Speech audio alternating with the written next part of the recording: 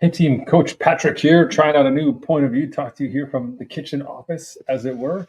I hope you're having a fantastic weekend. Been following Ironman Lake Placid online, seeing friends and athletes competing up there.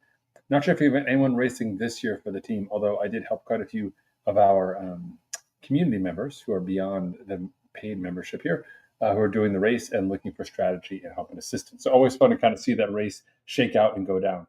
I was up in Rochester this weekend, went from New York City this week up to Rochester to kind of support my kid for a camp.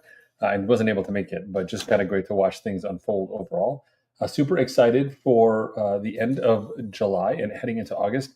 This is the final block of summer racing. I know some of you have some half iron and gravel racing events coming up, not just on the Leadville side, but also on the steamboat side, and also on beyond steamboat into sort of like more of the classic races. So for those of you who are thinking about continuing a race in the summer, I'm here to support you as always. If you've got questions or want feedback on your race plan, for those of you who are just joining us, looking ahead to next year already, or trying to plan ahead for the fall, do know that the out season does start in November. But until that point in time, we've got plenty of time to get outside and do a lot of great work. There's a couple different and unique ways that we can think about building our fitness to make sure that we're on track. And if you pause for a second, I will relocate and I'll share some of those with you in a second. We are so back right now outside my outdoor office. A little cup of afternoon coffee, plenty of towels here from being at the beach and being outside. Man, I just love summer. All right, so the three things to think about here as you're heading into the summer and looking at some of these late summer, but before fall early races. This is a unique spot in your year, which often, as I sort of recognize myself, ends up being the Bermuda Triangle of your season, which is to say that it's not the early season race that you prep for and you work so hard for. It's not the late season race when temperatures are cooler and you've got more fitness in your legs. It's this block of time when training is more costly with the heat. You haven't had a ton of time to rest between events or between your big event and where you are now. And you've got lots of other demands on your time, be it life or otherwise. Summer becomes sort of unique from a professional and personal standpoint in terms of like different commitments changing. When you're outside of the school year window, that 9-month window that sort of affects all of us at work here in the States, things become a little more dynamic and challenging. There'll be times when you have to do extra work in certain days or weeks and other weeks where there's no one else in the office or no one else in the industry, and then you got a little more time to yourself.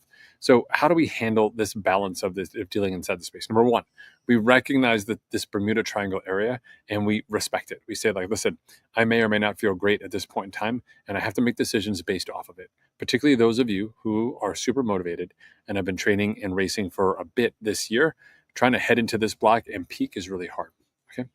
Number two, in terms of being successful this time of year, I really would recommend that when we think about traditional building and traditional volume, what most people will do is they'll just sort of take every week and they'll just kind of raise it a little bit every week. Maybe they have a rest week and then they'll go back and raise it up again, etc. That's fine because if you're raising it all the whole time, there's a couple different ways you can do it. Either you're doing it sort of commensurately across all days of the week, or maybe you're just keeping the week the same and you're raising weekends. At this time of year, I really want you to encourage you to go to that secondary strategy, which is keeping the week's baseline and quality and letting the weekend volume go up and down accordingly to help you meet your goals. Very tempting to, in the summer weather, be like, the sun's up early, I'm going to go long. I'm going to go long during the day, during the week. I'm going to go long on the weekend as well. The recovery cost of sessions right now are so high. And you've also, by doing volume and by doing longer sessions, be they races or race rehearsals, have lost some of that higher end fitness.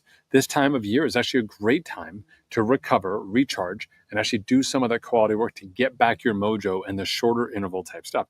Not that you're going to break new ground, but you can sort of refresh that part of your arsenal and allow you to get back out there and be more successful in the fall. Okay. And then number three is just really making sure we're doing that post-workout self-care.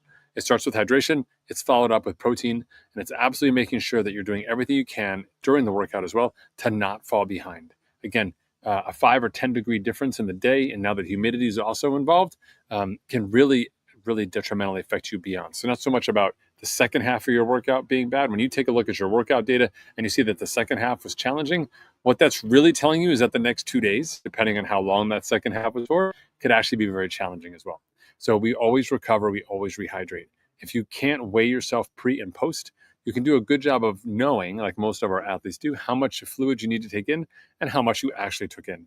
You can pretty much ballpark it using that delta. So if you were going to take in 6 bottles, but you had 4, you know that you're 2 bottles down in your day, and you've got to get 2 bottles back into your system.